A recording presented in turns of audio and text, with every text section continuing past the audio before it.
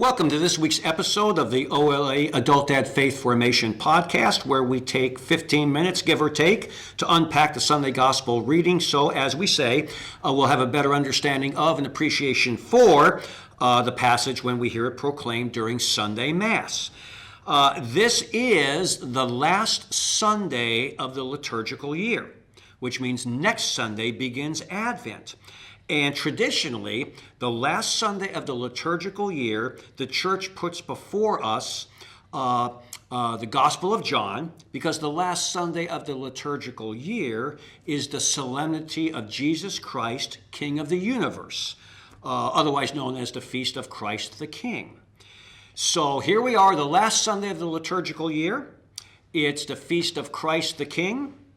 It's coming from the Gospel of John. Specifically John 18, verses 33 to 37. So a short gospel reading, 4 verses, but as we always say, you can't exhaust God. So there's a lot for us to unpack in these 4 verses. And hopefully over the next 15 minutes or so, like I said, we'll have a better understanding of and appreciation for John 18, 33 to 37 when we hear it on Sunday. So let's make sure we're equipped with what we need. Context, context, context. We've got that principle. Read, listen, and watch closely because words have meaning. We've got that principle. I have my trusty pause button in case I need it, which I probably will. Max is behind the camera making it all happen. I'm in front of the camera trying to speak, and we're on the campus of St. Bonaventure High School. So with all of that said, John 18, verses 33 to 37, officially the solemnity of Jesus Christ, King of the universe. The shorter version, the Feast of Christ the King. So let's provide the context. Let's see where we are location-wise, time-wise, and let's indicate who the players are going to be in this particular passage. Time-wise, we're in Holy Week. It's Good Friday morning, and Jesus is undergoing the 3 what are called Roman trials before Pilate. And again, just a bit of review. At this point, Jesus has already gone through his 3 Jewish trials, where the Jewish religious leaders, the entire Sanhedrin, have charged him with the capital offense of blasphemy, which subjects him to capital punishment, the death penalty. But because they're under the control of Rome, only Rome has the authority to authorize an execution. So they have to get Rome, in the person of Pilate, to buy off on Jesus' death penalty charge. The problem is, Pilate is a pagan. He doesn't believe in God, so a charge of blasphemy is not going to mean anything to them. That's a Jewish charge, a violation of Jewish law. Pilate, not being Jewish, not being a believer, is not going to care about that. So the Jewish religious leaders then morphed the charge from blasphemy to treason and sedition, where they bring Jesus before Pilate and they accuse him of setting himself up as a king over and above Caesar. That's a charge Pilate will take seriously because that's treason, that's sedition, and indicating that Jesus is going around the countryside stirring up the people. Basically, they're saying he's mounting an insurrection, okay? So Pilate has to address that charge, okay?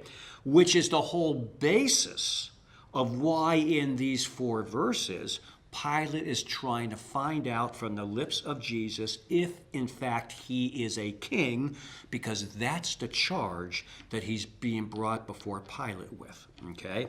So we're Friday morning, it's Holy Week, Friday morning. We're going through the Roman trials before Pilate. The location is the Praetorium. Now, the Praetorium is Pilate's temporary residence in Jerusalem. Now, the deal was that, again, bit of review, in the Jewish liturgical year, there were 7 feasts. 3 of them were called pilgrim feasts because you had to celebrate these 3 feasts in Jerusalem at the temple. The Passover, which is the feast that's being celebrated here, is one of those three pilgrim feasts. It was arguably the biggest of the three, so it would bring in the most amount of people. And Pilate, because he wanted to make sure that the peace was kept and everything stayed under control, he would take up temporary residence during these three pilgrim feasts in Jerusalem, and he would bring in additional soldiers just to keep the peace. His traditional residence was called the Praetorium. So that's where we are time-wise. That's where we are location-wise. Of course, the major players here are going to be Pilate, who is the procurator, the governor of the region that Jerusalem is in, and of course, Jesus. So that's the context, time-wise, location-wise, individual-wise. So now with that in place, using that as a backdrop, now let's take a look at these four verses, 33 to 37, and basically a snippet of a larger interchange between Jesus and Pilate. So we pick it up, John records. Pilate said to Jesus, "Are you the king of the Jews?" And again, we just established why Pilate is even asking Jesus that question. Because the charge placed on him is he's setting himself up as a king over and above Caesar.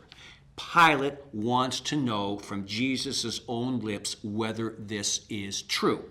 Hence, the question that these verses pick up with. Pilate said to Jesus, "Are you the king of the Jews?" Now, you would think simple yes or no answer, right? Jesus is either going to say, "Yes, I am," or "No, I'm not." How does Jesus respond? Either he doesn't say yes or no. He responds rather curiously to a lot of us. Jesus answered, "Do you say this on your own, or have others told you about me?" Now you might be saying, well, if it's a simple yes or no question, why doesn't Jesus answer it in that vein, yes or no? Why does he say, kind of obscurely, "Do you say this on your own, or have others told you about me?" Now, what is Jesus trying to elicit from Pilate with this response? Interestingly, Pilate is trying to elicit something from Jesus. Jesus, in response, is trying to elicit something from Pilate. And what he's trying to elicit from Pilate is he's basically saying, Pilate, okay, I know the Jewish religious leaders have told you that I'm setting myself up as a king. But what do you say? Do you believe this? I know what they're saying. I know what they're trying to make you believe. But what do you, Pilate, believe? That's what Jesus is trying to elicit from Pilate through this, on the surface, kind of obscure response. Okay? So now the ball is back in Pilate's court, right? How does Pilate respond? Pilate says, "I am not a Jew, am I?" Now, we can say two things about Pilate's response. Number one, it's factual. He's not a Jew. He's a pagan, right? On another level, "I am not a Jew, am I?"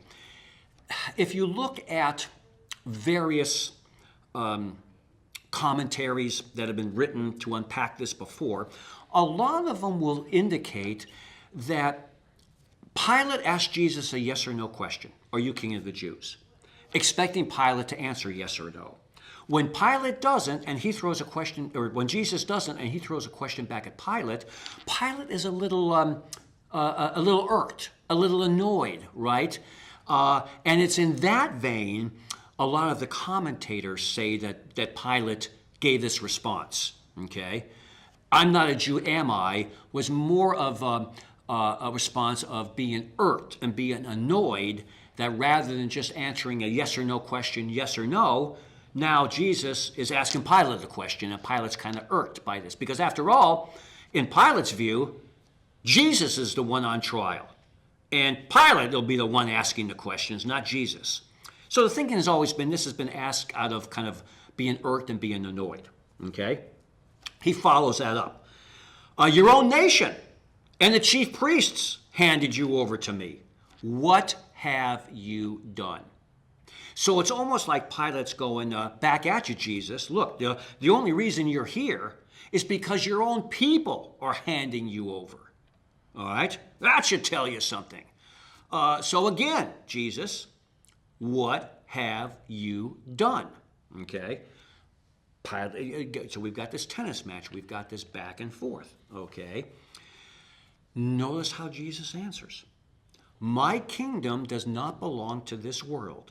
If my kingdom did belong to this world, my attendants would be fighting to keep me from being handed over. Okay? So when Pilate says, what have you done? Jesus interprets that as Pilate asking again, are you a king? Because Jesus answers, my kingdom is not of this world. Okay? So when Pilate says, what have you done? Pilate's not going from a specific question, are you the king of the Jews, to a more general question, what have you done? Pilate, in asking, what have you done, is still trying to get to whether Jesus is a king. And Jesus recognizes that and answers in that vein. My kingdom does not belong to this world. If my kingdom did belong to this world, my attendants would be fighting for me. Which is true. You know, well, let me back up a second. What Jesus is trying to get to is, in essence, Pilate, you're the governor, you're the procurator of this region.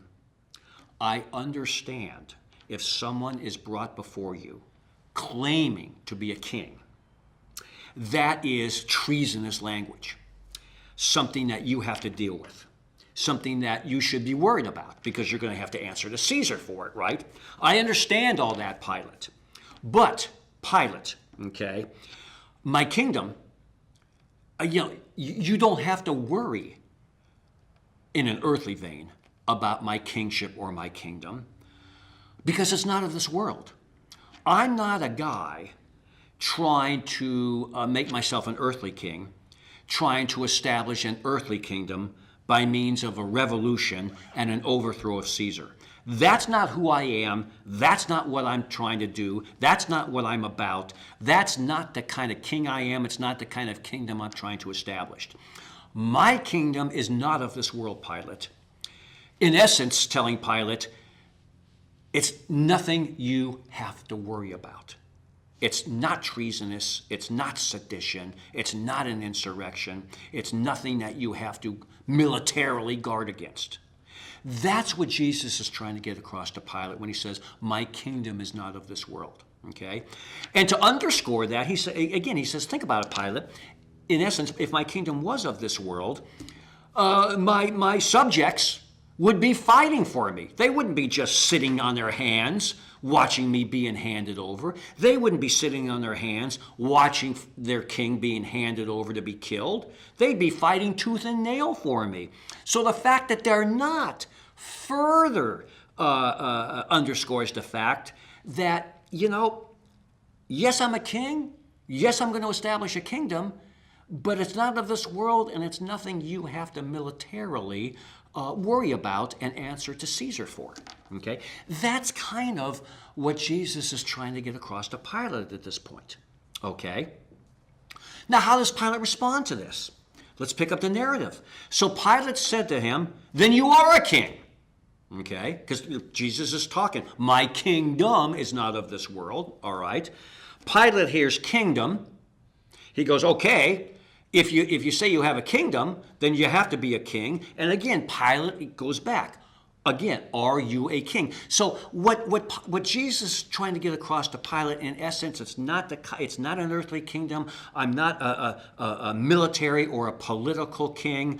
I'm not going to overthrow Caesar. It's not a military thing, so you don't have to worry about it in that vein. That goes completely over Pilate's head. And the only thing Pilate hears and focuses on is that word kingdom. Okay? The kind of kingdom Jesus is trying to get across to Pilate, that goes completely past him. Pilate hears kingdom, he thinks king, so again, he says, are you a king? Okay? Jesus answers him back, You say I am a king. Okay? In other words, again, Pilate, what do you say? We know what the Jewish religious leaders are saying. Okay? You've heard what I've just tried to get across to you. What do you say? What do you believe, Pilate? You, not what others are saying or claiming or accusing me of. You, Pilate. Because you're going to be the one that either authorizes this or not. What do you say? Okay? And then Jesus follows up. For this I was born. For this I came into the world, to testify to the truth. Everyone who belongs to the truth listens to my voice. Okay? For this I was born, for this I came into the world, to testify to the truth. Okay? So, we can say a couple of things about this. Number one, Jesus is indicating, I was born, I came into the world to testify to the truth. Think context, right? He's making that statement about testifying to the truth in the larger concept of Pilate asking if Jesus is king. He makes that statement about testifying to the truth, about the truth, in the larger context of Pilate trying to find out if he is king. Jesus is linking truth to him being king and his kingdom, and conversely, he's linking his kingship and his kingdom to the truth.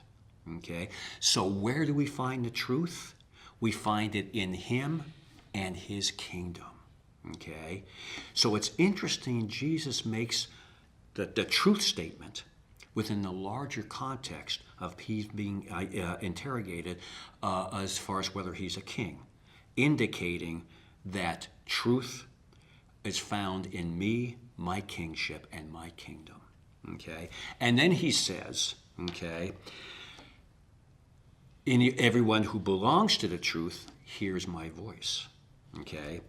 So then again, he's kind of, even though he doesn't put it in the form of a question this time, it's another, okay, Pilate, for about the third or fourth time in this 4-verse exchange, ball's back in your court. Everyone who belongs to the truth hears my voice. So Pilate, do you hear my voice? Do you hear what I'm saying? Do you understand what I'm saying? Okay? Because if you don't, what does that mean? That you don't belong to the truth. So Pilate, think about that. All right. Now, unfortunately, because again, I don't choose obviously where these passages pick up and leave off. Holy Mother Church does, and she does it for the best of reasons. The passage ends in the lectionary for this Sunday, right here. If you look at a Bible, the very next verse, the lectionary leaves it out, but the very next verse in this exchange between Jesus and Pilate is Pilate uttering the famous line, "What is truth?" Okay? So when Jesus says, for this I was born, for this I came into the world to testify to the truth, everyone who belongs to the truth listens to my voice. How does Pilate respond? The lectionary leaves it out, but Pilate's response is his famous line, "What is truth?" And the question has been, even though the lectionary leaves it out, and even though I'm a little over time, I do want to take a few minutes to address this. Okay, there's always been a question, because we weren't there, right? We don't know Pilate's tone of voice when he said this. So did he ask it in the form of a legitimate question? Hey, what is truth? Or did he ask it as kind of a dismissive thing? Yeah, whatever. Or did he ask it in a rejectional way, meaning there is no truth? Since we weren't there to hear Pilate's tone of voice, we don't know in what vein he uttered his famous phrase, "What is truth?" But we do get a hint, Because again, if we're following along this interchange in the actual Bible, the next thing Pilate does after he says, "What is truth?" he gets up and walks away. So the thinking has always been that it wasn't in the vein of a legitimate question. He wasn't asking Jesus, what is truth? Okay? Because if it was a legitimate question that Pilate wanted a legitimate answer for because he wanted to know, he wouldn't have gotten up and walked away. He would have waited for Jesus' response. The fact that he got up and walked away has always indicated that it wasn't a legitimate question. It was more of a dismissive rejection vein, as in, yeah, whatever. What is truth? There is none. There is no such thing as objective truth. Okay? That's why some people have kind of hung the title of Pilate on kind of the poster child for modern relativism. Everything's relative. There is no objective truth.